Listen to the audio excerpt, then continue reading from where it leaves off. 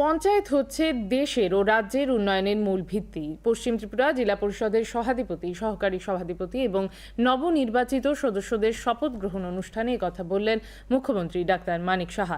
তিনি বলেন, সর্বভারতীয় ক্ষেত্রে ত্রিপুরার পঞ্চায়েত ব্যবস্থার যথেষ্ট সুনাম রয়েছে।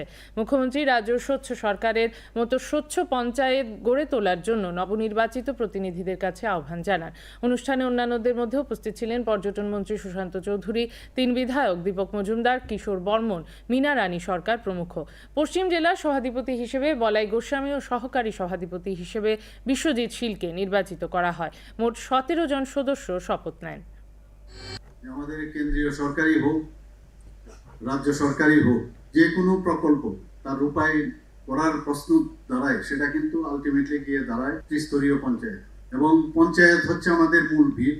মাননীয় প্রধানমন্ত্রী নরেন্দ্র মোদীজি বারবার এই বিষয়টার উপর সবসময় জোর দেন, এবং যারা এখানে ওত নিয়েছেন, ওতের প্রতিটি শব্দ তাদের মনে যেন সবসময় থাকে, এবং সেটাকে যেন ইমপ্লিমেন্টেশনের ক্ষেত্রে আমরা দেখব যে সেটা যেন হয়। মানুষ যখন আমাদের সুযোগ দিয়েছে, সেই সুযোগের সব ব্যবহার করা উচিত।